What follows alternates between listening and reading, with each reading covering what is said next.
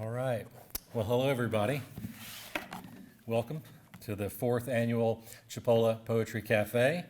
My name is Kurt McInnes, and I'm on the Literature and Language faculty here at Chipola College. I'm pleased to see so many people here. This actually is not bad to me to see a small group, especially after the rains that we had today. So I'm glad you're here on a rainy Thursday night during finals. But I'm not surprised that people came out because poetry people pursue their art out of a love for it. In Act 1 of Samuel Beckett's classic absurdist play, Waiting for Godot, the tramp clowns Vladimir and Estragon are discussing the Bible. After Estragon recalls the only thing he can remember about the Bible, which is the maps in the back of it, Vladimir scoffs and says, "You should have been a poet." To which Estragon replies, gesturing toward his threadbare suit, "I was. Isn't that obvious?" If you write poetry to make money, you might be disappointed. Of course, none of us are doing that tonight. We're here out of a love for it. So, this is our fourth year of the Chipola Poetry Cafe. It began in 2019. We skipped 2020 for obvious reasons, came back in 2021 in June, not National Poetry Month, but the next year we came back to June again in 2022, and here we are again in 2023 in April, which is National Poetry Month, and back to normal. So we're glad to be here. Our speakers over the years have included the first-year Poet Laureate of Northwest Florida, Jamie Jones, Sean O. Smith, the second time, who's here with us tonight, Professor Lynn Wallace, who is also here with us tonight last year, and this year, Dr. James Kimbrell here. He was going to be our speaker last year, but something came up, and we had to call on Mr. Wallace at the last minute, and he came right through for us. So one important consequence of the Chipola Poetry Cafe has been the Grassroots Poetry Society. Sean O. Smith and I co-founded this group, and we co-curate a poetry quarterly that you'll find out on the table out there, some examples of, and you're free to take them if you like. Sean has worked tirelessly to promote the work and of Grassroots, and so if you're interested in being part of Grassroots, having your poem put into our poetry quarterly, really it's not quarterly anymore, it's probably a couple times a year, then please see Sean after the program, or you can talk to me too. I want to thank a few people before we get started real quickly. Dr. Sarah Clemens and Pam Rentz. Dr. Rentz is here with us tonight. Thank you. There you are, for their leadership and assistance. My colleagues in the English department for their support and encouragement. Julie Fuquay and the Chipola College Foundation for working at our funding. Evelyn Ward and her staff here at the Fine Arts Department for their work in scheduling and providing this inviting locale that we're in. By the way, we're back here after a couple of years of being away from it because the acoustics are perfect in here. In the past, we've done it outside, and last year we did it in the lobby, and you just couldn't hear very well. So this is a lot better. It's made for it. So we're back in here, thankfully. Also, Physical Plant for their hard work in setting up things. Stephanie Parker and the Sunland Print Shop for the beautiful Grassroots quarterlies that we put out. Josh Manning, he'll be back in here in just a minute, but the guy that was doing the ambient music out there as you came in. Of course, all the poets and artists who have contributed to Grassroots over the years and to the cafe. Sean O. Smith, thank you for, where are you, Sean O. Smith? Oh, yeah, okay, all right. So my partner in poetry and the co-curator of Grassroots, the book, and tonight's speaker, Dr. James Kimbrell. So before I introduce Dr. Kimbrell, this evening's program will begin with a talk by him and a poetry reading by him too. And after his talks, several local poets, and as far away as really from Dothan too, are going to read their own original poetry to us. So we're looking forward to hearing that. While open mic poetry nights or events can be exciting and fun, tonight's agenda is set, so that is a little different maybe from other poetry readings, but it is set tonight. But if you're inspired to read and you would like to be involved, we can get you on the list for next year. And finally, after that, Dr. Kimbrell has agreed to field questions from the audience about his poetic process or just anything you would like to ask. So you can write down or just remember any questions that you might have for him.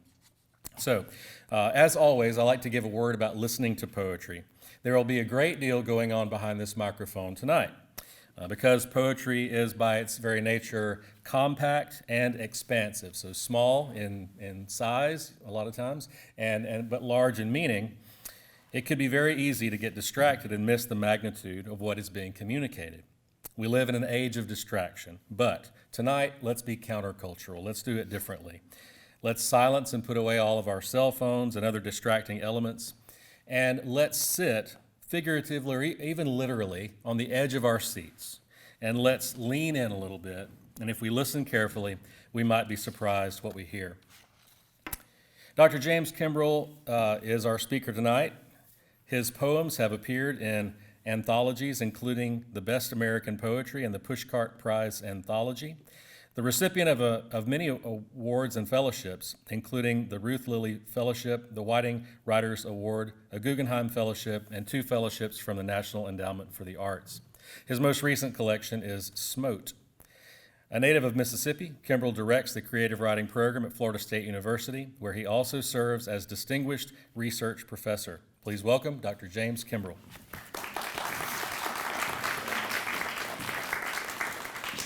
Thank you so much, Curtis, and happy National Poetry Month, everybody. Thank you as well to Sean. Thank you for covering for me last year and for all your good work here. And it was an honor I had a couple poems, an issue or so back in Grassroots, and so that was very nice. And it's very exciting. This is my second time here for the annual Poetry Cafe. I got to come a couple years ago. And I told my wife, Jamie, who's an alumna, that we have to come back. And so here we are, happy to celebrate National Poetry Month with y'all. Jamie's from Bonifay originally, so we come through Mariana somewhat frequently, but not frequently enough. And we're very happy to be here tonight to talk about poetry. It is indeed. It has to be the least lucrative form of writing out there, other than just writing in your journal and never showing it to anybody. We came in and Curtis said there might not be a large audience, and then I walked in here. I was like, no, this is large. I'm a poet. This is large. And so I am really excited to see everybody here to celebrate the least lucrative form of writing known to mankind, but persistently and oddly, sometimes doggedly, one of the most ancient forms of writing and the recording and transmission of history and values that we know of. So in that vein, I'm going to read a few poems and talk a little bit in between before stopping and fielding any questions y'all might have. Recently, sadly, not last week when they were actually due, I was getting my taxes done. And my accountant is this great guy, Daryl Stewart in Tallahassee. And he's looking at all this stuff, and he's like, where did you come from? You know, where are you from, man? And I said, well, I'm from Mississippi. And you're a poet? And I said, yes. And he said, well, how did you become that? How does one end up doing that? I didn't really know where to start. I started, I grew up I was born in Jackson, Mississippi, but then by the age of 12, we were living in Leakesville, which is a town in Greene County, about as far from the Alabama line as we are right now, on the other side. My intention was to go to law school. I went into the military the week after high school graduation, became a military legal specialist, worked in the JAG office in the National Guard, went to school on the GI Bill, and was the son of a veteran who was the son of a veteran who was the son of a veteran. My father did not get out quite as easily as I did and had severe disabilities as a result of his service in the Korean War. And so when I found out he was coming to the bus station to pick me up, I was a little bit nervous because you really never knew what to expect. And indeed, on this particular evening, it appears that some of the utilities had been cut off. And I don't know how long I'd been on the bus in my wool Class A's. So we had to take matters into our own hands. This poem is called Take Me As I Am. It was written right after the time of basic training when I got my first leave to come back home. Let me take the trailways far from the barracks of Bravo Company to my father's corner of the ramshackle fourplex with its stairwell that smells like motor oil and beer, aqua velva cigars, and critter pee, like the armpit of dilapidated Jackson itself. And when I arrive to no running water, let me shuck my Class A's and walk beside my father with a bar of soap.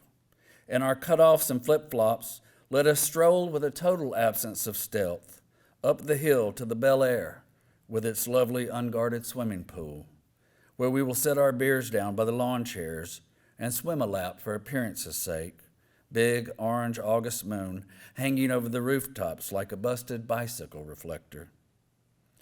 Let me stay there for a sudsy moment with my old man, miles from marching. Let me forget how to lock and load my 20-round clip and shoot the green pop-up targets shaped like humans with no arms. And when people who actually live in the Bel Air walk by the pool and we wave to them, let them say hi like they would to any swimmers, because we do look like rent-paying neighbors. And the second before they register the underwater light, like a train's beam shining through the shallow end, and the two men, the son and his father, up to their chest in a widening nest of soap bubbles. You got to get clean.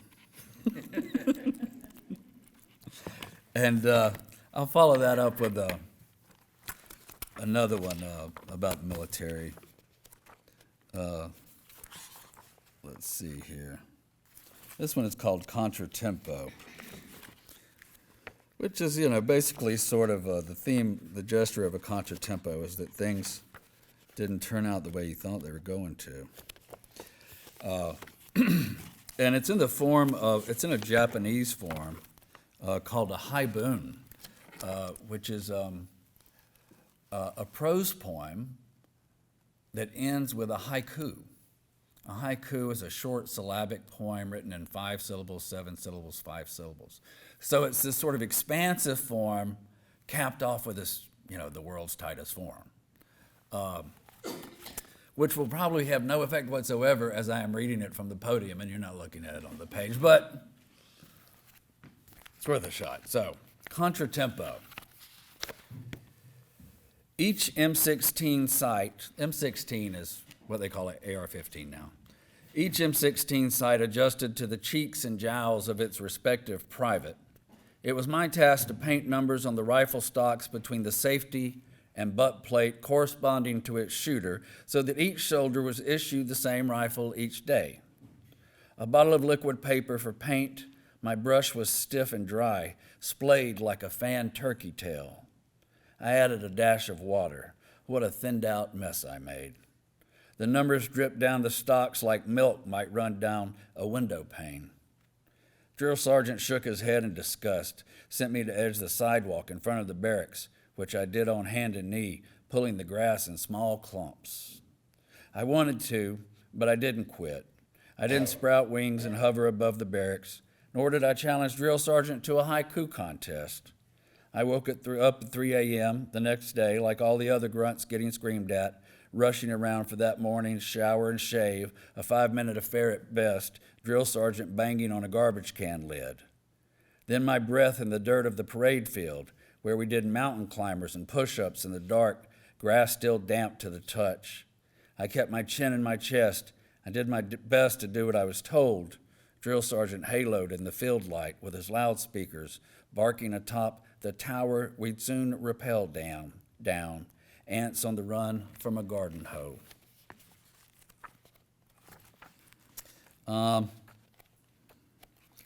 So I left left college, maybe not quite as sure about the legal profession as I was when I started college. I'm trying to find this poem here that talks a little bit about that moment, but this is a new book that I'm working on that's pretty much finished called The Law of Truly Large Numbers. And while I have a table of contents with titles that correspond to page numbers, apparently I do not have page numbers. In the place where the page number is supposed to be, it says type here. I'm not sure what I did there. I'll read, I don't know what I would do without Jamie, so in honor of her, I'm going to read this poem, which is the title poem of this manuscript, The Law of Truly Large Numbers.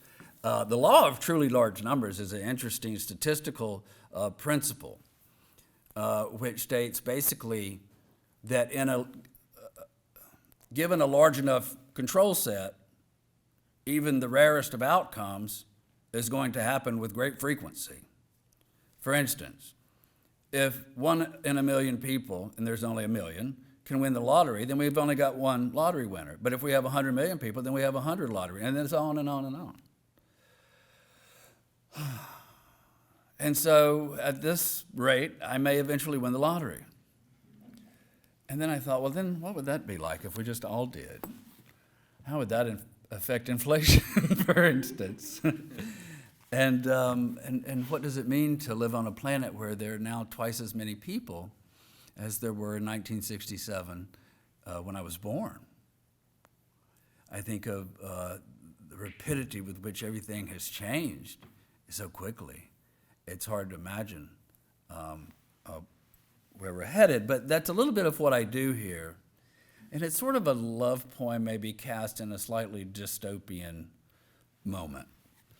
And it has an epigraph from Percy Diaconus and Frederick Molsteller, Methods for Studying Coincidences, from the Journal of the American Statistical Association, which says, with a large enough sample, any outrageous thing is likely to happen. The law of truly large numbers. The earth is so heavy with people, my love. We've doubled our numbers since my arrival. You can still fit 20 humans into a Volkswagen Beetle, which people actually used to do. But I worry, will there be enough seat belts for our 4 children?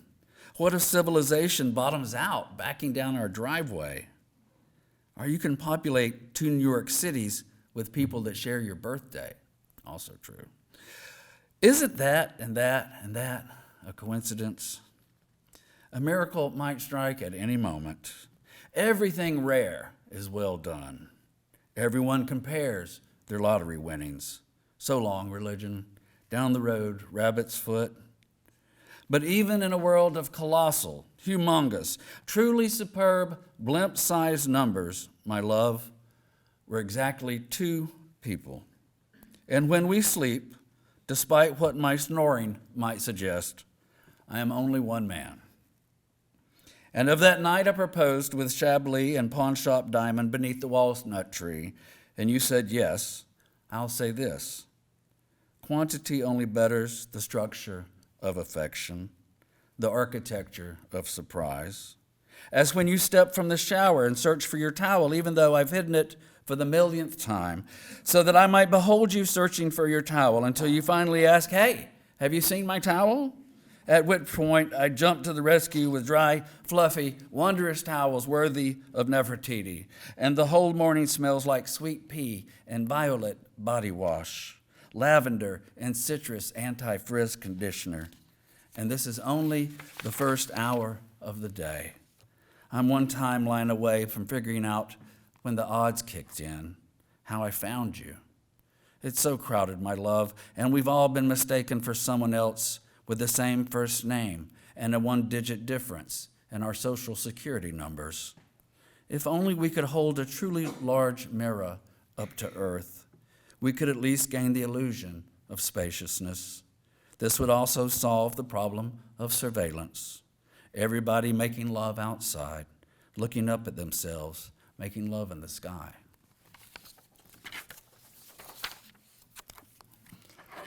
while we've rung that slightly dystopian note, this is my point in which I trying to take on this issue of surveillance and what it all means.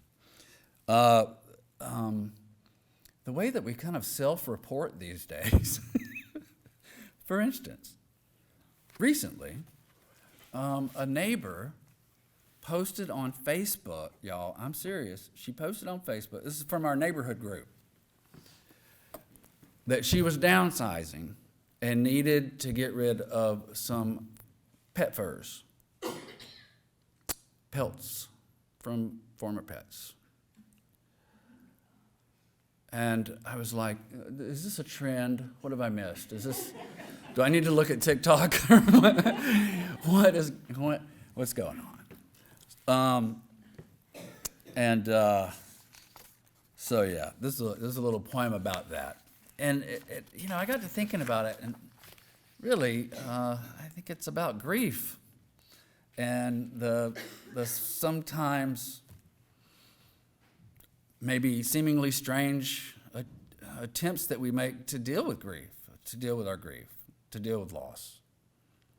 So, if I keep talking, I'm probably bound to say everything I've said in the poem, thereby obviating the need to read it, so I'll just go ahead. Good grief. When someone posts on our neighborhood group that she's downsizing and needs a good home for a dozen pelts of her former pets, some frozen, some laundered, I feel a little lost. What else have I missed? When did this kick off? Was I wrong to bury Toby and Buddy Dog along the back fence where once they ran, barking at the neighbor's Malamute? Each grave marked with a paver stone the grass creeps over, which I pull by hand, lest the mower blade cough up sparks. It's true, I'd love to pet them both again, but they crossed the river with coats on, and now I have living pets that lounge around my desk like Roman senators on holiday, well-fed, arguably overloved, frequently spoken to in sentences as if a response might follow in perfect Latin. They sleep on the bed, under the bed, beside the bed. My Siamese lick sanding my nostrils until I rise and fill her bowl with the morning's worth of meow mix. Our love might last forever, but we won't. Centuries of scheming have rendered no footpath around the mighty sticks, and most taxidermy is in decidedly bad taste. So, after grooming their death coats for decades, our neighbor resolves it's time to let go, and that others might dream of stroking the fur of dead pets they never knew. I understand nothing, except that maybe our neighbor is due a wellness check, and me too. There's no end to where grief might lead us. Booze, gambling, brushing the dead, keeping them here with us, making a second life of what they leave behind, because even a single hair evokes their presence, their breath, their weight at the door before we get home.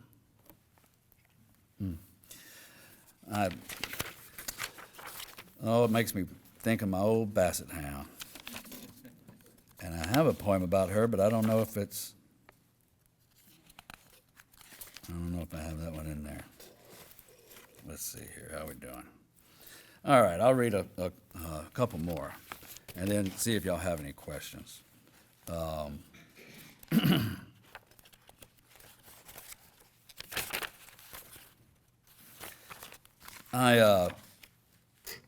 father was a disabled veteran. My mother worked as many jobs as she could. It was usually picking her up from one job, taking her to another in between my own jobs. I think the first time I ever put a card in a clock, I was going on 13. I don't know if it was legal or not, but I was grateful to have the work. Anyway, there wasn't always work, but there was always hunger. And sometimes you had to take matters into your own hands, right? So this one is called Self-Portraits. It's just a short sonnet. Self-portrait as thief, confessing after the fact. At junior mark, one eye on the mirror, I wedged my mill between skin and waistband. A quick shake of my leg, and the microwave cheeseburger, cold as Nebraska, slips down my thigh behind my knee, trending south to the elastic cuff of my sweats. No one suspects an ankle, and my ankle's fat when I step into the parking lot. Not looking back, 2 ounces of frozen beef with its dinky stamp of American cheese and a few gelid squares of diced onion, thawing slowly against my calf. July sunlight on the gas pumps, concrete dotted with dark wads of abandoned gum. I think I got another little, I'll read this one. I'm getting them all out of order, but it doesn't really matter since they don't have page numbers anyway. Thank you.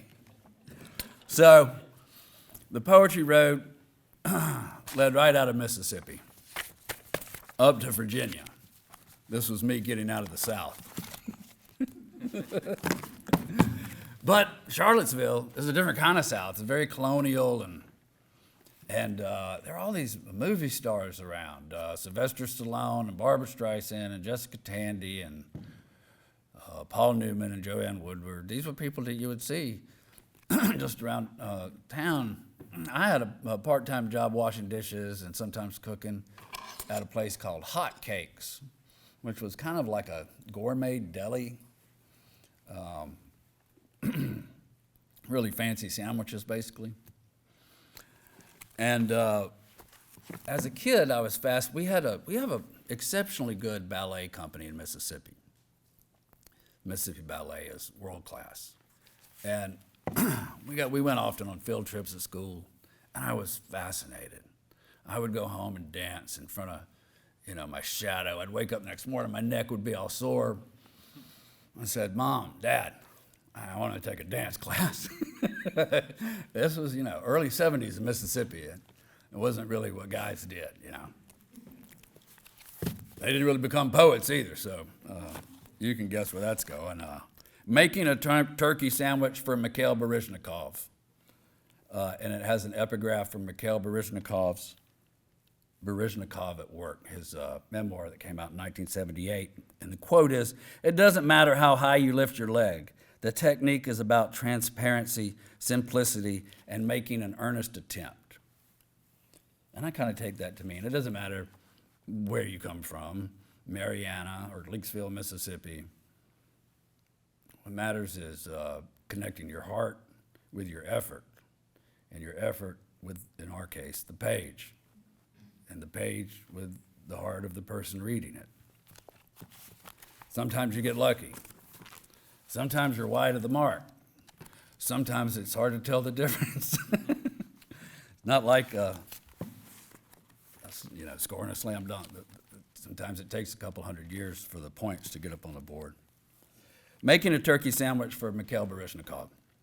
Because he finally appeared during my shift, and I could see him beyond my prep window and the cold display and the cash register sitting at the foretop with Jessica Lang and their daughter Alexandra, I made an earnest attempt to slice the sunflower wheat bread with disinterested grace, to keep the crust unbroken before layering the smoked meat with lettuce, mayo, avocado, and 3 strips of applewood bacon, then cutting the whole into halves, perfect toothpicked gourmet doppelgangers of abundance and, one hoped, restraint.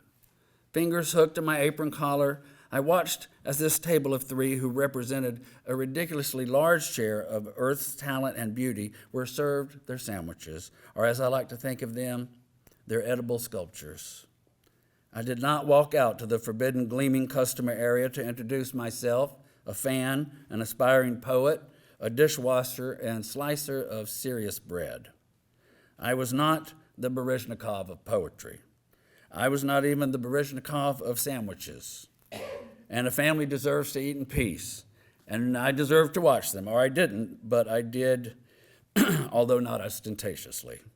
It wasn't easy to slice a fresh round of focaccia when I wanted to set forth in my hairnet and scream, "Mikhail, Mikhail, I'm so happy you got free from nasty old Russia, where a 5'5" male could never dance the lead." In my salty halo, in my cloud of bread steam, I recall childhood visions of an airborne jetée over pool halls and pine tops, the water tower, a train-set figurine in the air beneath me. Of course, like most boys in Mississippi, I was herded away from ballet toward football, hunting. I wonder, how many poets or would-be dancers name one good poem that doesn't long for escape? After they finished, napkins on plates, Baryshnikov's crumbs were everyday crumbs, nor was the silverware infected with greatness.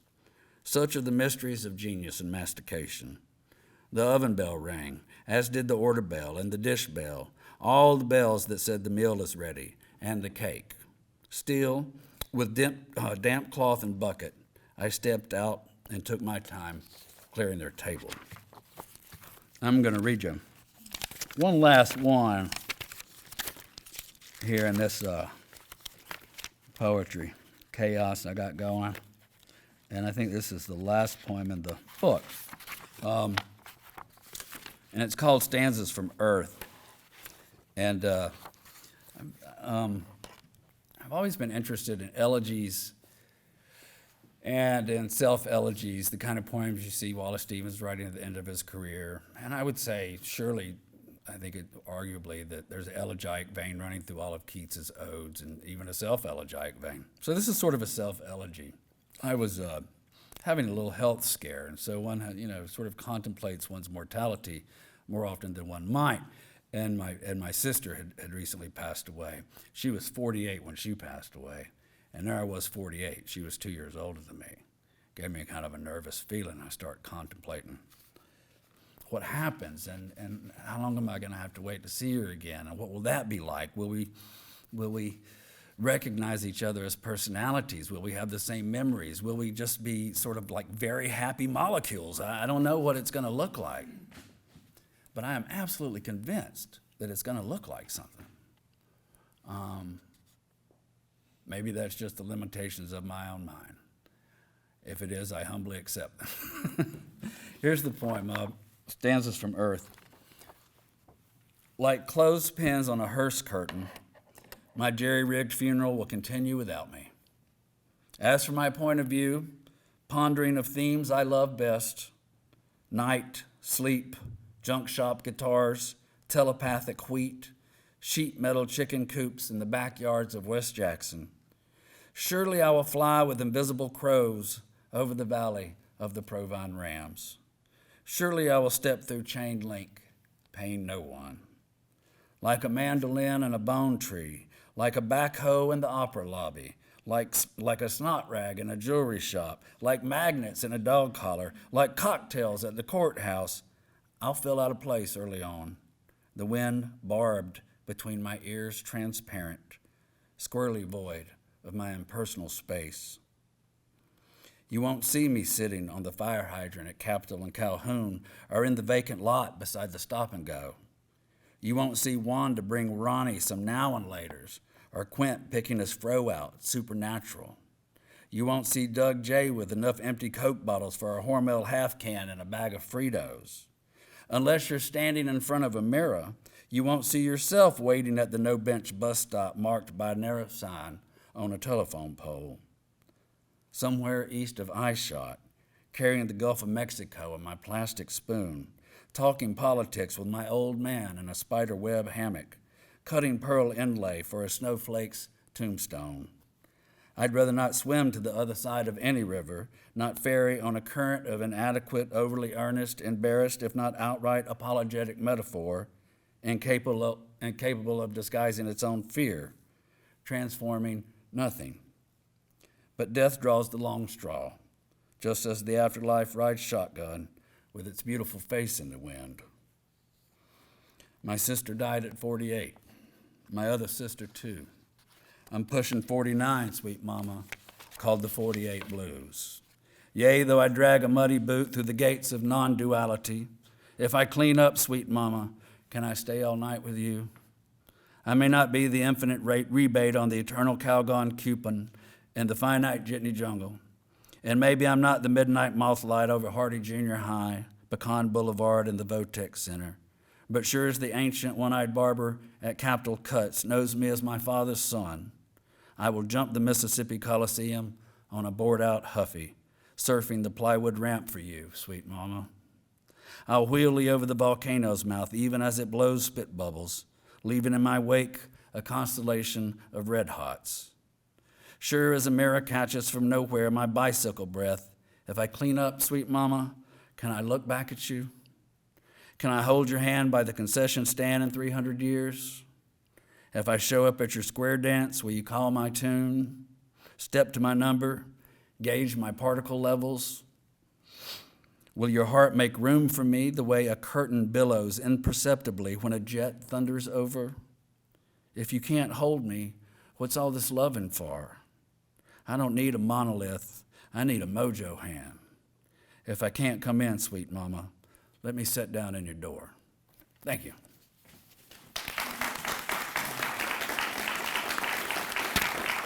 Is that about the right time? Thank you. Thank you so much. And we'll come back later, and if you have any questions, you can ask them at that time. We're so thankful. That was really great. I just want to sit and listen to that some more.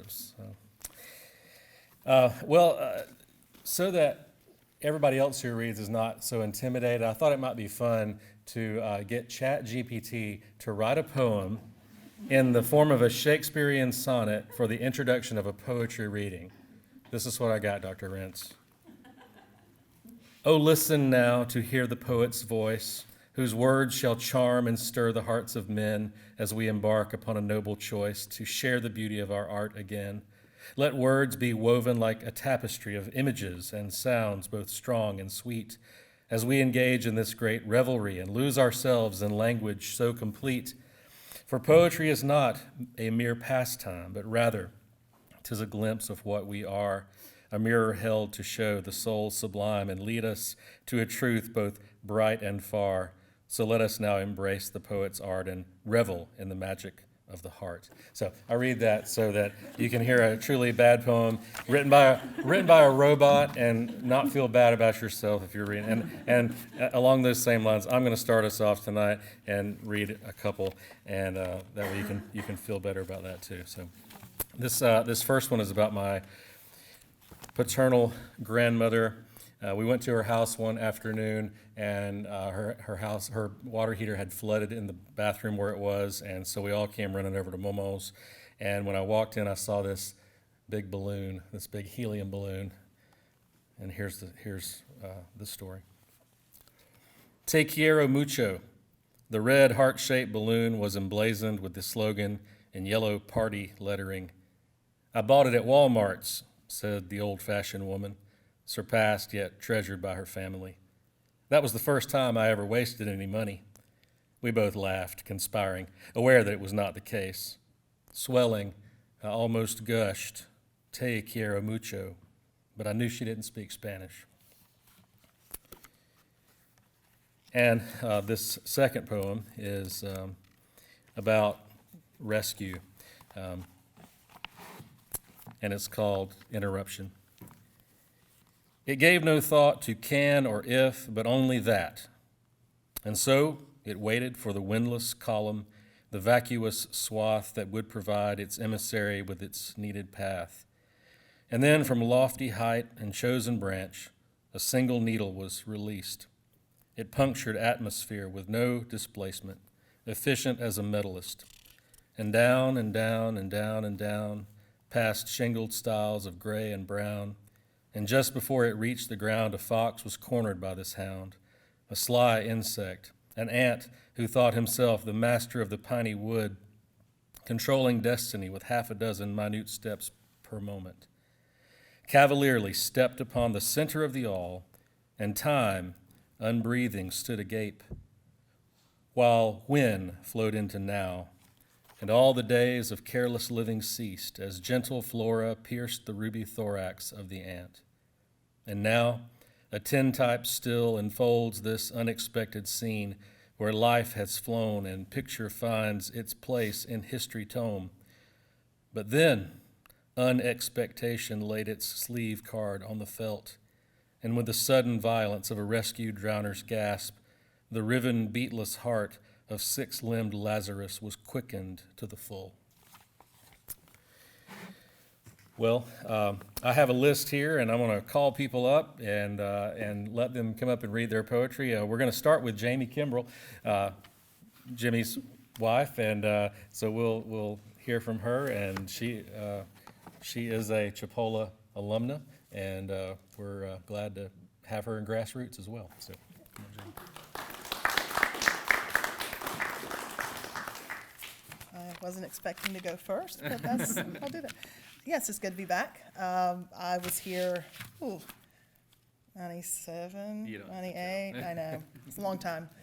But it's good to be back, and I'm happy to share some of my poems with you. Two very short ones, started off. The first one is a rhetorical device used to emphasize meaning, equine edition. I mean no posthumous harm to the horse. It is an animal. It grinds food with teeth the length of crayons. Surely it lacks the capacity to haunt me from horsey heaven, for saying I never wanted to be a horse, for saying I never wanted to run toward a star-filled sky. I imagine the horse's longed-for horizon carries no semantic meaning. It is there, like the horse, to draw a line between me and the other side. I mean no posthumous harm to the horse that killed my sister. His hoof walls were sore, and the October-hot asphalt was unforgiving. The crowds were loud. Children in cowboy hats shouted and waved wads of cotton candy in the air like pom-poms. Distractions happen, my mother said. Never expect too much from an animal. I mean no posthumous harm to the horse that killed my sister while everyone watched. The spectacle of it all, the horse in full sprint, my sister's loss of balance, the quiet, the way a bystander covered my sister's face with his flannel shirt. When you expect too much of an animal, it is the horse that will disappoint. Horses do not understand how hard we humans fall. And the second is mammals of the order Chiroptera. Bats, yes. Part 1. The flying fox is not a fox, my daughter tells her neurologist. Flying foxes carry their young on their backs. Most of them are frugivorous, but we hunt them, she tells her neurologist. She asks him why. She asks if he has ever killed a living thing. 2. I dream of bats in silhouette, of smudges left on the kitchen window from their wings, leathery membranes that may as well be dried oak leaves raked into a heap for burning. I dream of a woman who tells me to buy two cars or 2 houses, the solitary trust of a fig tree after a freeze, and the 2 squirrels that come to pick from it. I dream that I should watch for painted fjords without knowing that this breed of horse only exists in one color, without knowing that the Vikings buried them with their dead. 3. I wonder if I'll ever write a story about the poem I wrote to prove I'm not a poet, a poem about the underside of bats' wings, a failed metaphor for how eyelids look from the inside. At the dinner table, our daughters laugh and find ways to outwit each other with song lyrics and trivia about hippos and plants that can survive without sunlight. For me, there's not much to say. I don't have adapted forelimbs. I drove to the office and home again. The water cooler outside my door was empty. I ate a pack of crackers alone at my desk, incapable of true or sustained flight.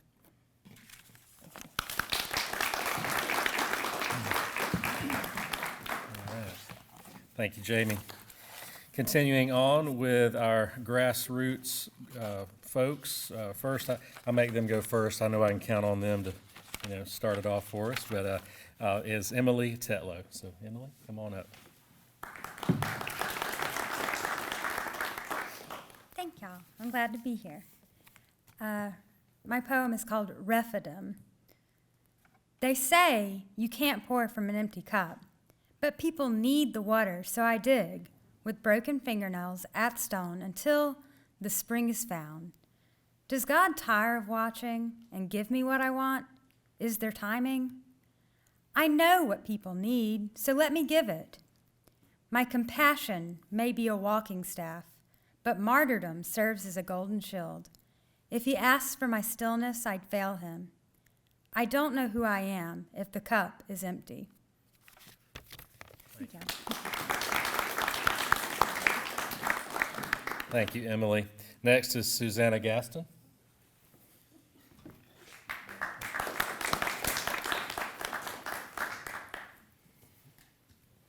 Thank you.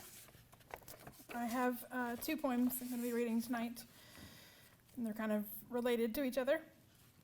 The first one is called A Poem for Rhonda. You gained your heavenly wings today. Even my prayers couldn't ground you. I know you were never meant to stay, and I'm ever so glad I found you. The fun we had, the trips we took, fill up my very own memory book. I miss your hugs, shared tears and laughter. I'll treasure your friendship forever after. I know that you're healed and whole, but in my heart there's a Rhonda-shaped hole. With your wings upward you fly, and I'm left on the ground saying goodbye. Can get to the second one? The second one is called The Moon Between Us. Bright full moon bounces high in the night sky to the rhythm of my swing. White streaks cross my vision with every teary blink. I feel the calm of your spirit amid the weight of your absence. The moon connects us now, and I search for your face there. I can almost see it, or make myself believe so. I long for your smile, your laugh, to feel your hugs just one more time. But only the moon connects us now. Thank you.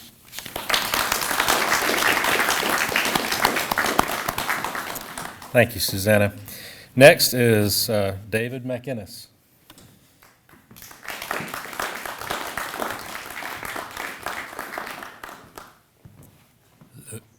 Hello. So I only have one poem for tonight. It's a pretty lengthy poem, so it's good for one. And this poem is up for interpretation, so it's simply titled The Tree.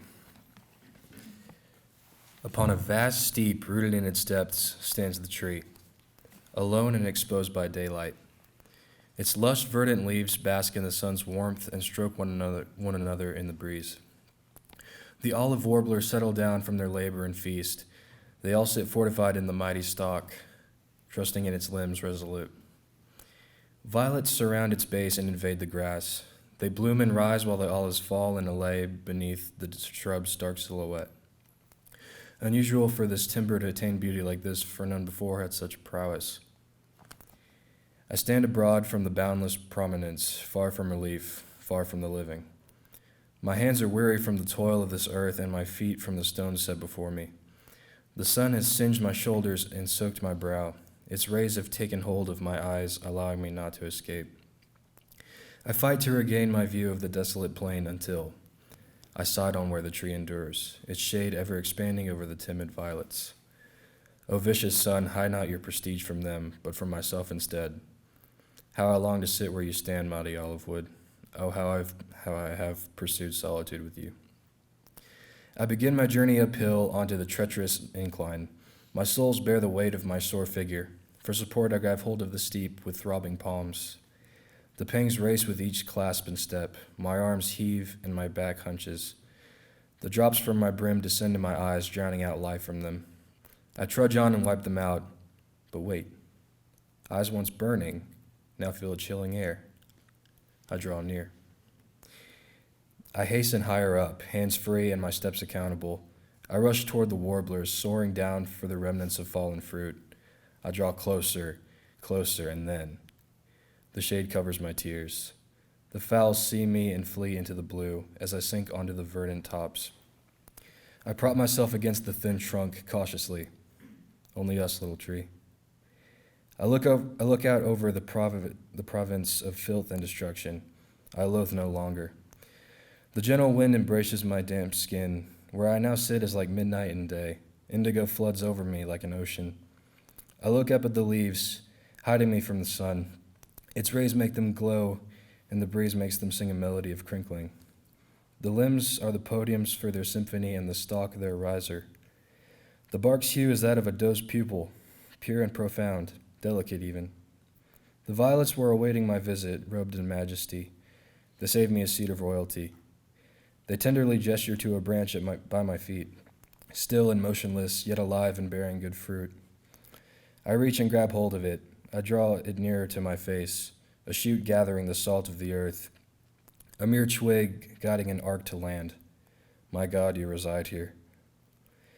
Mighty olive wood, under your peace is greater than the hall of my brothers, more pleasant than the leisures of my youth. I wish not to depart from you, but I cannot remain here.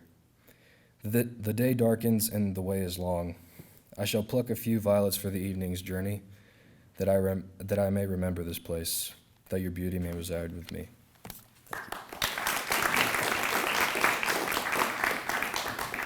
Thank you, David. Next is James Guest. Ready, James? Thank you. Hi, my name is James, and I'd like to share with you some truths tonight about how poetry has enriched my life and how telling you this now is nourishing to my soul. It feels like honey on my words because they are truthful now, as if they had never been before. So please enjoy, sit before me, and drink from my cup. Accept this alms of broken bread. Make your place at this table. Take these jewels from my hand, for these rubies are deserving of my heart's assassin. My eyes had been sealed before I was exposed to you. I had to be delivered from that place. Shovel onto me the goodness you keep, the savor of your spices, my body and my essence merging with the dust of gold. Hold me submerged under violent seas, molten brass in a relentless heat. Smother me in amber where our limbs and fingers meet. Sit before me that my defenses begin to wane. Whisper into my ear that I may question the rumors of my strength. Sweep me away on our sweltering energies before your presence shrugs off the salted earth, before we forget to brush off shame. Carry from your lips the promise of eternal things, that I may slip out of my mortality. What is it that drives us to write these things, these testimonies that admit the deepest truths of all? When I first started writing, I wasn't sure what had taken hold of me. It's pulled me into something that has become greater than myself. It is a force that speaks to some. It's as if something is speaking through you, the language of life and death, memories and emotions. If you can, borrow this key and lavish me with time. Break this seal, unable to be opened, bleed straight through the velvet mesh, and treat these traits as habits to be broken, keeping us separate from those secrets we protect. Fulfillments are spearing into me. A breath blows upon my garden. Diamonds cradled in our arms. No rumors rapping at our door.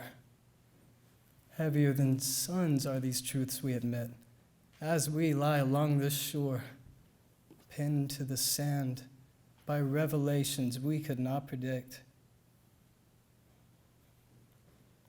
How words have enlightened us and brought us together in times such as now, and back to when words were new and poetry was being brought to life in places like India and Sumer, Egypt, Persia, and Greece.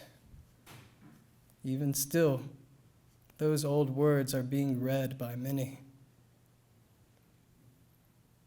I had moored my vessel into a safe and sheltering realm, escaped through a flowering archway on a footpath fated for heaven. I was there for a little while before I found what I had been hiding. I brought out things that I had locked away, pulled out all that was inside me. My body then became a vapor casting out from the bay. That riddle came from across the water, and I sent back an answer, skipping over the waves. The distance is closing now between myself and eternity, delivered beyond the reaches of stars that seem like jellyfish smoldering in a nocturnal sea. Take me through the way that leaves my soul refined towards that sun's emblazoned face. Bring me past these curves in space-time. Take me to that rumored place. I was anointed that day in front of wildflowers along the railroad tracks when I heard a sigh come asking of me. It is something that is beyond my understanding, but it keeps the well of life from running dry, from it parching like a drying lake in my heart. If I was imprisoned, it would whisper through the fence links. If I had died, it would resurrect me. Although I was so unsure and scared before, that voice let me know to take that fear and all that pain and harness it into power. Take that and turn it into something beautiful for others. Help them to benefit beyond those days that did not treat me well. Beyond the sunrise now glowing like a pearl of the South Sea. Then will I indulge in a spring day, ripe as God's eyes, mangled in riches, dense as honey. Thank you.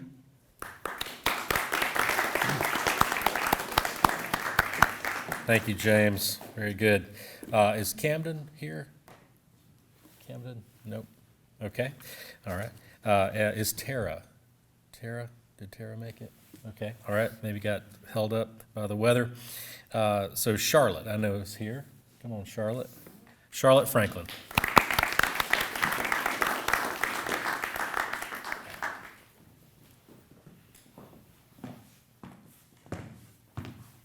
Good evening.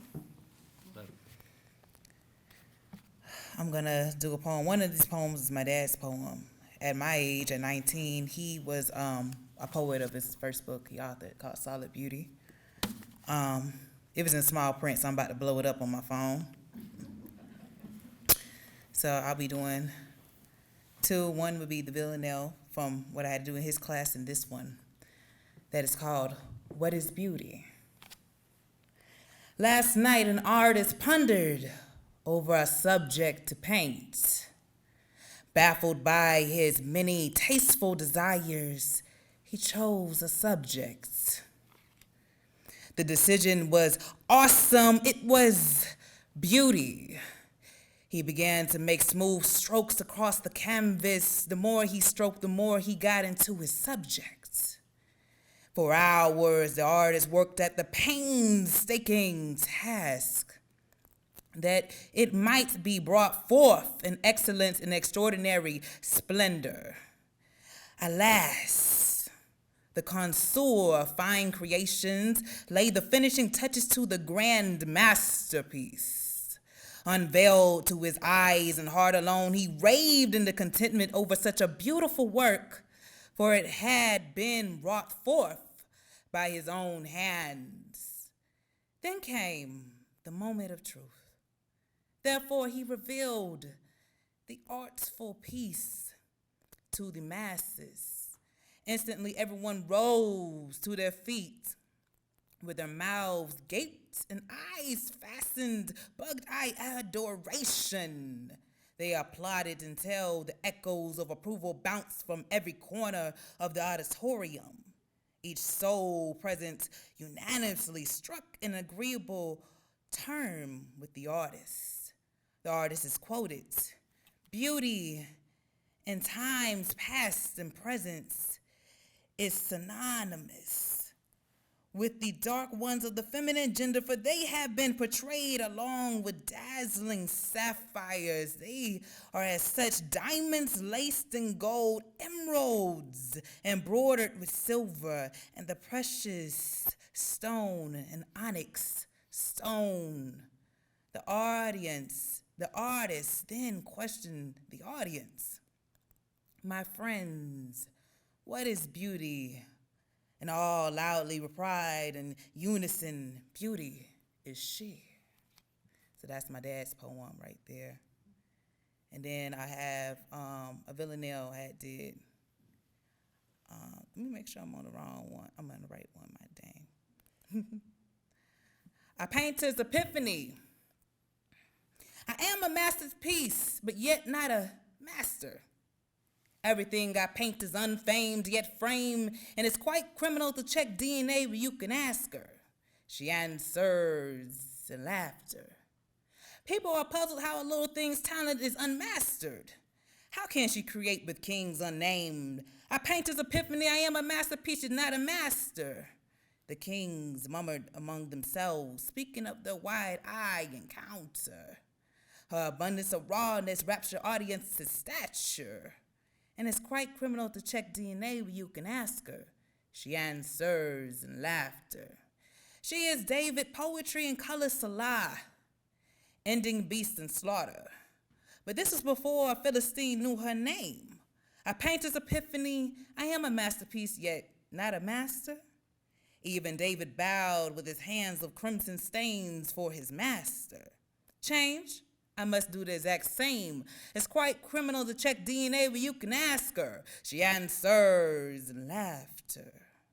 I leave the kings to birth my creature on a clean paper. I draw Notre Dame, a heroine unnamed. A painter's epiphany, I am a masterpiece, yet not a master. It's quite criminal to check DNA where you can ask her. She answers in laughter. Thank you.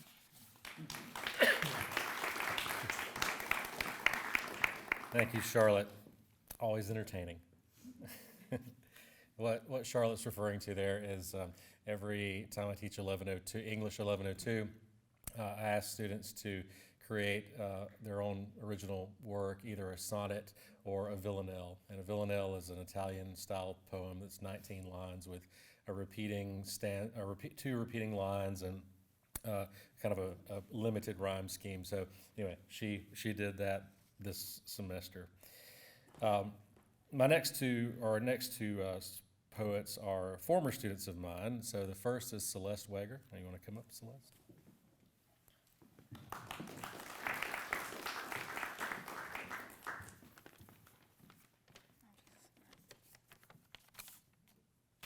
Hello, everyone. Okay, I have a poem called Bluebird. It's quite short. Why does the bluebird sing on the coldest of days, when the wind is biting and the snow demands praise? The dark is pitiless, its love grim and callous. The snow is relentless, never-ending malice. Acts like a torch in this guiding us through the dark. The lone bluebird resists till springs soon embark. Hope buds on burdened wings. That's why the bluebird sings.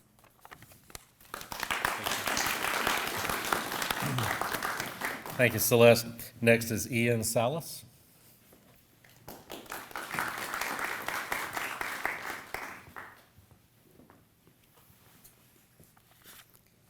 I can find the correct poem I'm looking for.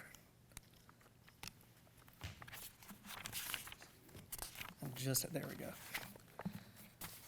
I wrote this poem probably about a year or two ago, and it's mainly in reference to inexplicable emotion. In my case, it was dealing with anxiety. which for those who have dealt with anxiety or still deal with anxiety like I do, it's really difficult and often frustrating to kind of explain it to those who don't fully understand it, and it's frustrating understanding it yourself.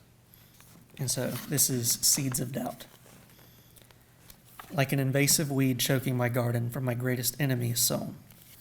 The fruit of my mind is crippled and soon replaced by the viney tendrils of panic and doubt that in place of good and peaceful thoughts have grown. I freeze in terror as the weeds slowly blot out the warm light of the sun, hopelessly shivering in the chilling darkness of my lost garden my enemy has won. The once lively and fertile garden that is my mind has drained to an empty shell. A tear falls from my face as my place of peace is transformed into my own personal hell. As I wander lost and weary, the thistles and vines grow oh so eerie, and I only grow more and more sad and dreary. Hungrily searching for comfort, at least that of a grape, my starved conscience is forced to traverse this now barren and thorny landscape. My conscience lacking my food for thought, I fall to the temptation of the fruit from which the briars have brought. Greedily eating this runny litter, I quickly grow nauseous, for these thoughts are dark and bitter. With my conscience hunched over, covered in cuts and bruises, as I eat, a puddle forms from my tears and the fruit's juices. As the bitter fruit turns from anguish to anger, I curse and blame my enemy, bringing my fist down, splashing the puddle like a heavy anchor. Seething from rage, I look around for my devilish foe, but then I look down and realize he has always been here, in the reflection below. This next poem I actually wrote rather recently while waiting for one of my classes to start. And I've always, you can ask my wife about this one, but I always have loved space. Just the beauty of the night sky and all that has just been so beautiful to me. And my wedding band, in fact, has a gemstone that is meant to look like the night sky. And it's something I always look at. And it just inspired me to write this one. And it's about dealing with the darkness and realizing there's beauty in everything. It is called Embracing the Void. Aside from the dying flame, darkness surrounds, with my only company being nature's sounds. Struggling to keep the embers glowing, the ominous void continues growing. As the last of the flames flicker and die, the pitch-black darkness blinds my eye. Shivering from the cold embrace of night, my eyes adjust to a faint blue light. I look up to follow the light's course and gaze upon its magnificent source. What once was hidden by the firelit is now a spectacle of black, blue, and violet. The darkness that once filled my heart with fear now brings such peace I shed a tear. It's here I'm reminded that no matter where I am, I'm always under the grace and love of the heavenly Lamb. For even as darkness spreads throughout, the darker the night, the brighter his light, and for by God I stay devout. Thank you.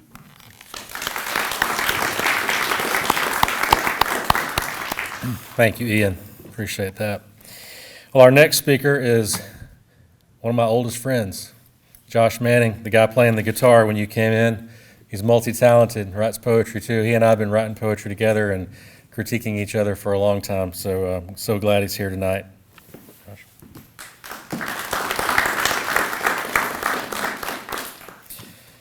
Thank you. Known Kurt for longer than I was alive before I knew him. He got me into a lot of literature, and especially imagism. I love history. This poem is about a scene where the German philosopher Hegel sees Napoleon across a field. He says this is the beginning of a new age and a new type of man as the zeitgeist rests upon him. So from this scene, the spirit of the age rested upon him like carrion fowl from the void. The sickle rushed in the vineyard, but the blood was not wine. A spark of divinity, but a war-weaned Messiah, wrenching and heaving in the king's blue, a dead age, 1,000 years, the reverse imprint of millennium. A kingdom of hell, shot and shell, gore and entrail, up to the horse's bridle. Anti-glory so thick it ran down the priest's beard, unfinished, but atoning for years of ruin with a jubilee of new ruin. Thank you.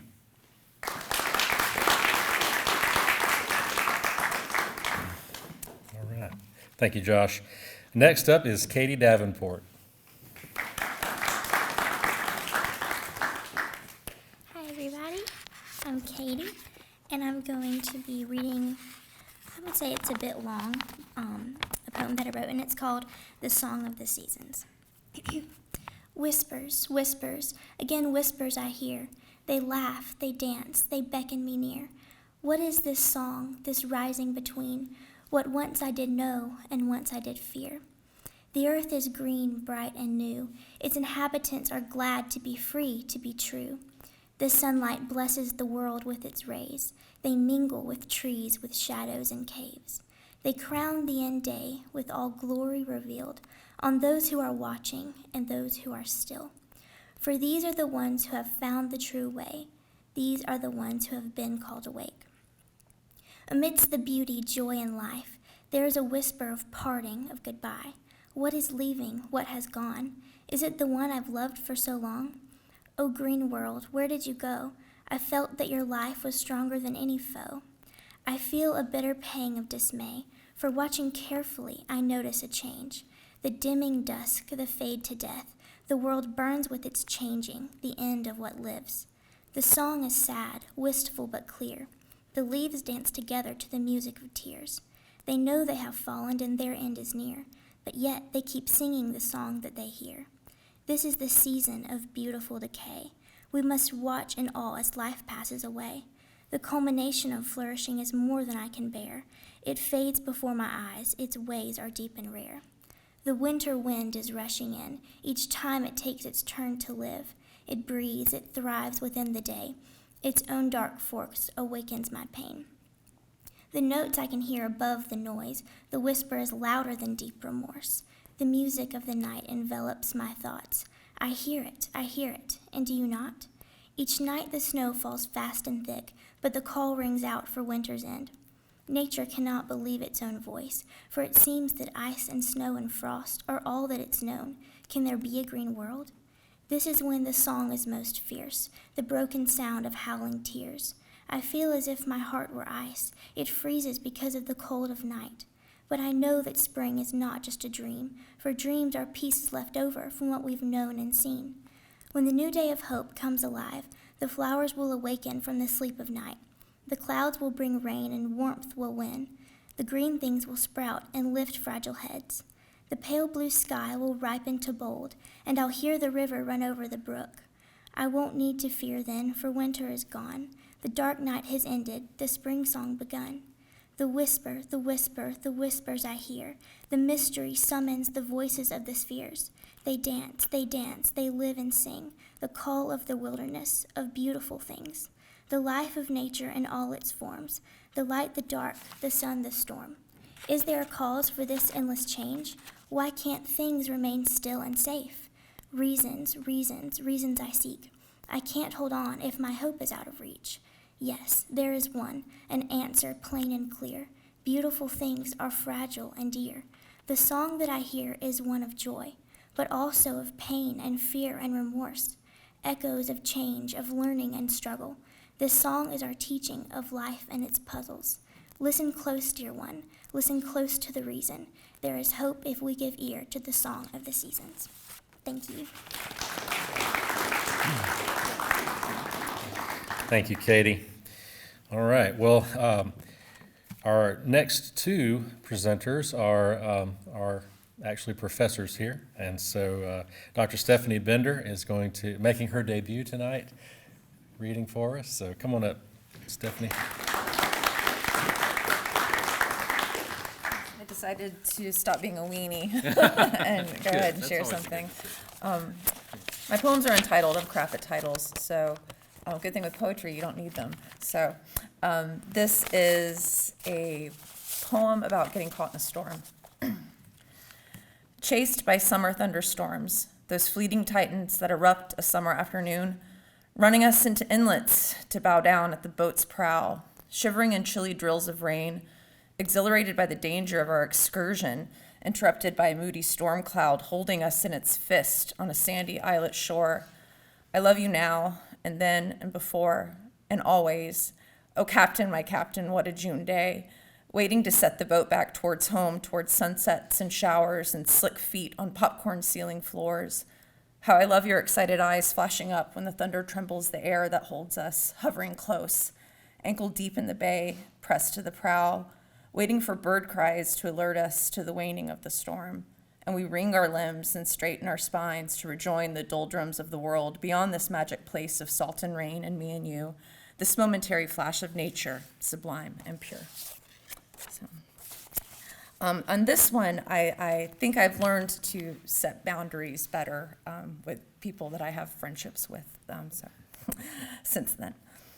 On the day of your wedding, I will smile and adjust your train, give a speech, but these will be hollow. You've scooped all of me out. All days are your days, and this is no different. Your wedding day will be my last in this place. I mingle with the mosquitoes and no-see-ums. I will isolate these parasites in my cavernous rib cage. I will learn to love the hum of their wings despite their feeding.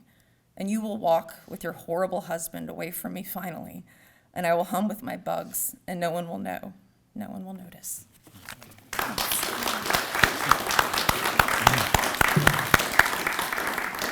Thank you, Stephanie. And Dr. Mark Ebel.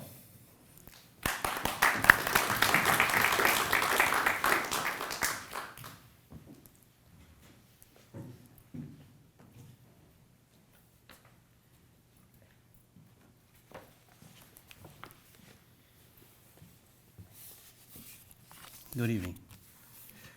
I wrote this poem aboard a plane. And when I got back, I read it to my wife, and she said, well, you better give them some context. They won't get it. So here's the context.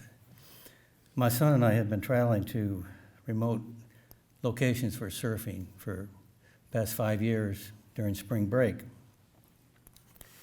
And last spring break, we went to a remote beach in Peru, and I wrote a poem that I gave at the last festival. But this year, I had written nothing.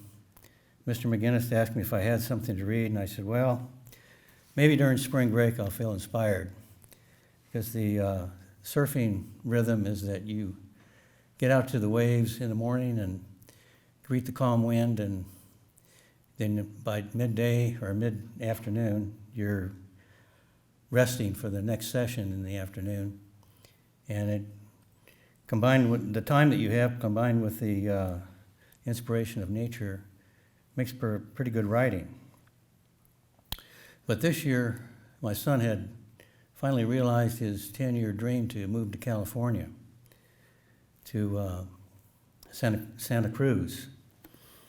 And I told a friend that he had moved to California, and the friend said, well, why in the world would anyone want to move to California? And I said, well, one word, surfing. Santa Cruz is the surfing capital of the United States, with the asterisk, continental United States, excluding Hawaii. The closest airport to Santa Cruz is San Jose. So you can imagine, those of you that know me as a Spanish professor, what a poet could do with the word Jose. It sounds much more poetic than the English equivalent, Joe. So I got a flight to San Jose on Southwest Airlines, and it's 3 hops. It's Panama City to Dallas, and then Austin, and then finally San Jose. And the flight attendant came on the loudspeaker on the flight to San Jose and said, well, we love you, but we don't trust you. And I thought to myself, wow, they don't trust us, we're trusting them, the flight crew, to get us to San Jose. And maybe this is a real problem. If people are not trusting each other, how are we going to function as a society?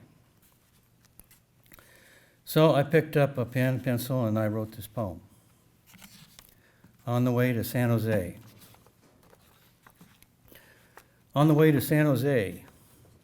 Jose, can you see by the dawn's early light who so proudly we hail? But who's going to carry the mail? We love you, but we don't trust you, quips the flight attendant on Southwest Flight 2593. Our country 'tis of thee. Trust runs a two-way street, mumbles the passenger, fidgeting in his seat. Hope you have a nice flight, even if you can't get the safety instructions right. Go forth, she kindly offers, and have a good day. But the passengers have very little to say. Jose Cuervo is my friend. There's no more time to make amends. Do you know the way to San Jose? Or have you been away so long you've lost your way? Thank you.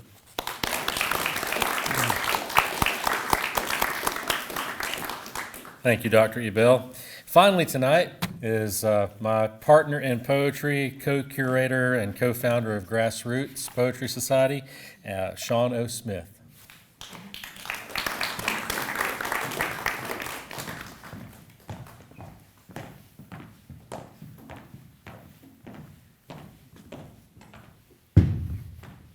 It's good to be in the experimental theater tonight. This first poem I wrote just now outside in the parking lot, and I did my best to include each and every one of you. Nst fatu aft ewap bubut eam naf fortwa ijik dithra zn forz yaf nst d yabat zn one e ch ch n h n f n a one I O U E. So my wife and I have been married now for 10 years, and we're actually high school sweethearts. When we were graduating, I had family in town, and my uncle and I were discussing it, and I said, well, I'm gonna marry this girl. And he had his doubts. I don't know why. I'm set in my ways, and if there's something I'm after, I gotta get it. And so we set a family wager, and 2 years later, he paid me $100 at our rehearsal dinner. So this poem is the story of him going to get that $100, which he actually handed off in pennies. So it was 10,000 pennies. This poem is called Conversation Pieces, and it's from his perspective as he went to go fulfill this debt. 10,000 for a penny, 100 for duct tape. 30-40 minutes taken to stop and submit withdrawal request and explain promised pranks to be fulfilled. The actual debt of the wager paid using buttons freshly faded green. Passed through hands, shaken at rehearsal dinners. The weight of iconic conversation pieces, timing out throughout memories.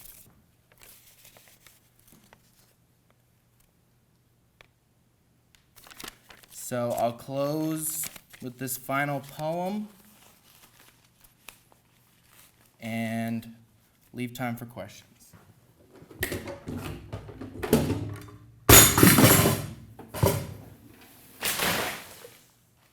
Thank you.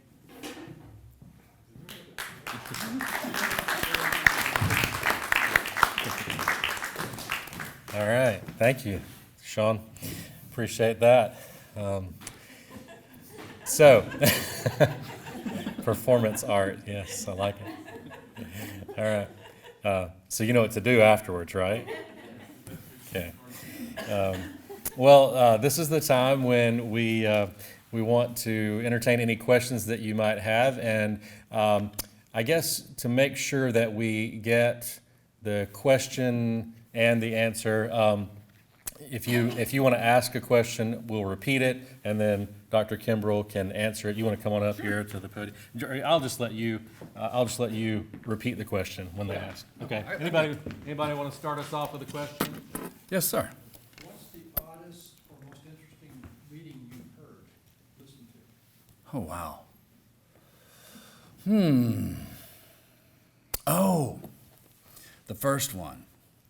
I was an undergraduate student, and Margaret Walker Alexander lived in Jackson and taught at Jackson State University. And she had come over to, she was, I don't know, maybe the second. She won the Pulitzer Prize and the Yale Younger. I think she was probably the first African-American poet to win the Yale Younger.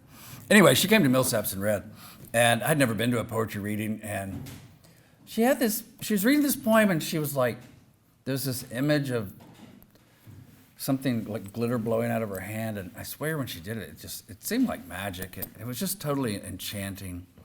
And I'd say next to that, and shortly after that, I saw Allen Ginsberg at Tulane in New Orleans. And that was probably the wildest reading I've ever seen. You know, he's got an accordion, and he's chanting, and the whole room is chanting, and you know, it was kind of evangelical, really. I don't know that I've been to another one just like that. Yeah. Yeah. There's been some wild ones. All right. Anybody else have a question? That was a good one. Yeah. Lynn, thank you.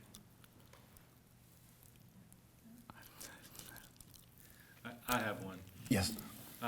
Do you wait for inspiration, or do you just write all the time? A little bit of both, I guess. I have gone through periods of time where I had a long stretch where I could write pretty much every morning or every day. And then this is usually in direct proportion to the amount of administrative work I'm doing on campus. And the summers are usually very productive too. But I'm a very slow writer, and I think I've written one poem and published it that was written in one draft. And so I don't know what you call it when your first draft is not great, but you keep kind of working on it and tooling with it, just kind of tooling around with it, and somehow, while you're not paying attention, perhaps, or you're in that kind of zone, it starts changing, hopefully, and getting better. I don't know if that's working every day or inspiration.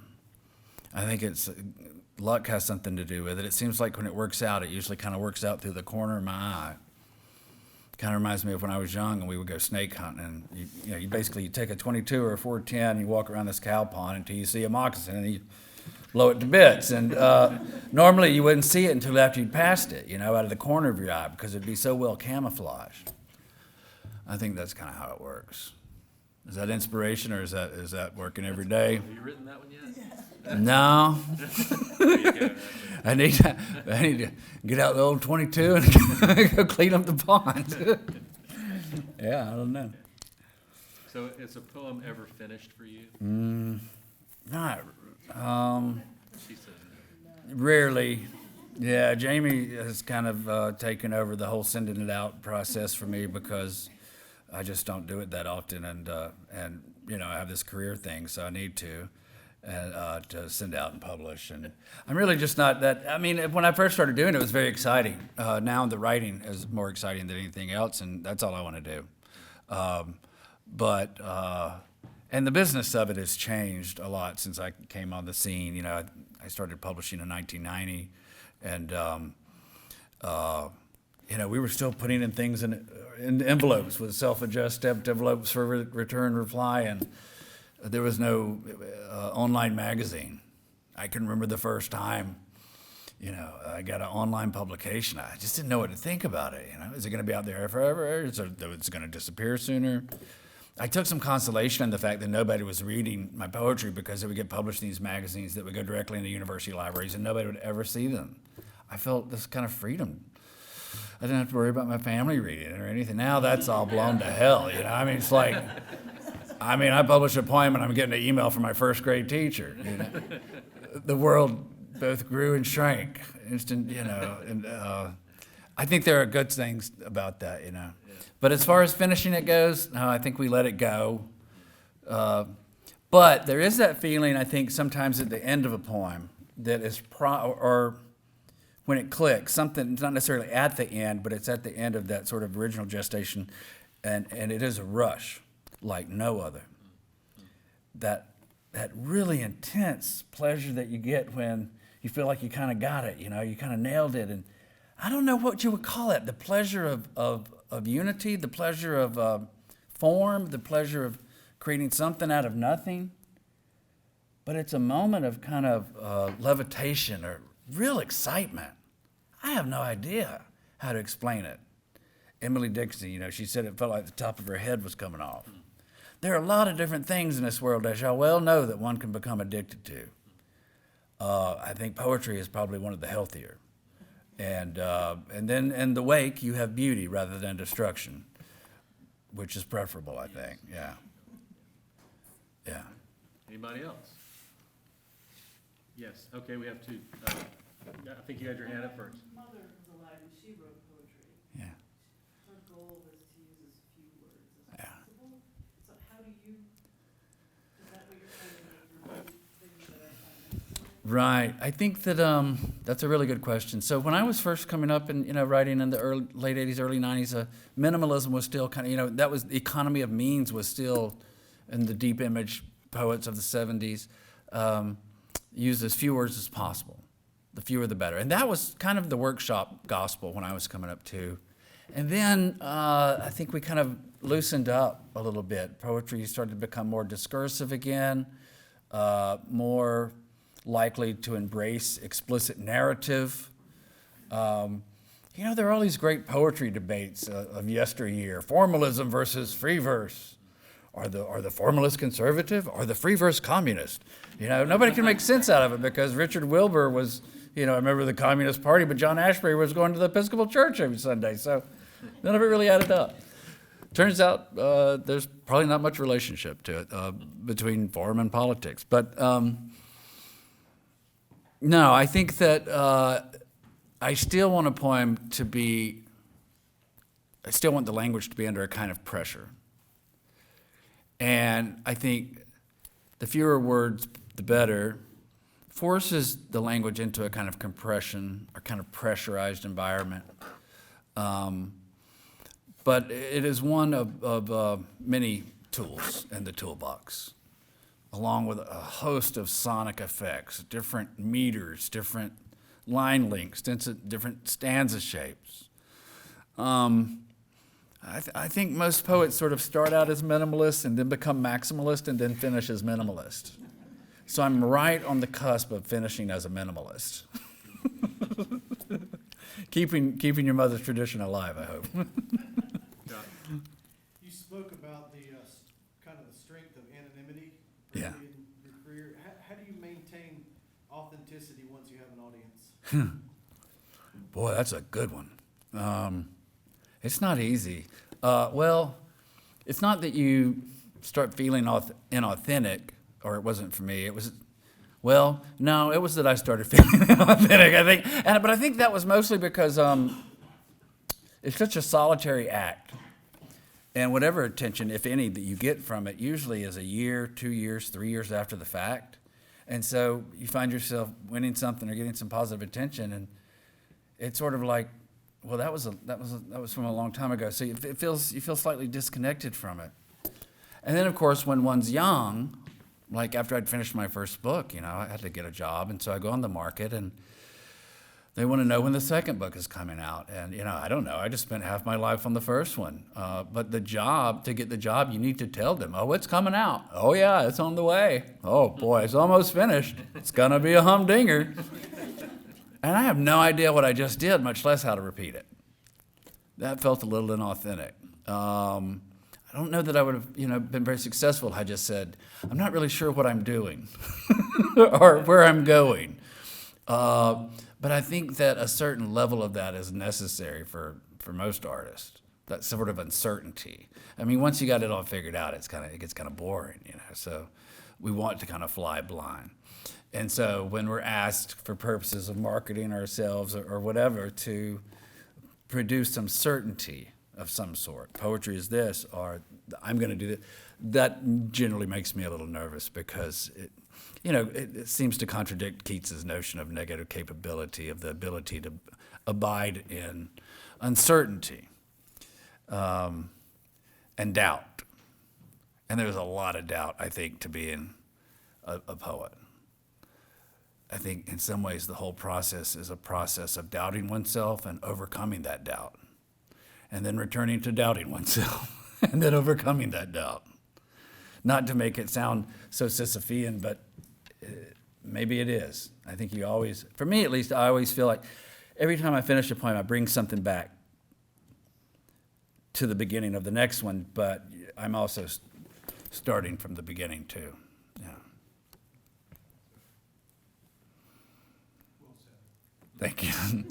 Thank you all so much, and thank you for braving the elements. I'm glad that we all got here without, hope nobody actually, got caught too much debris on the highway or anything. We were driving this way from Tallahassee, and it was starting to look a little Jurassic Park out there for a second or two. But I'm glad we made it, and it really has been just a delight to spend the evening with y'all, and I look forward to seeing y'all again. And all the young writers, what a wonderful reading, and Charlotte too, I think, started. Oh, there she is, yes.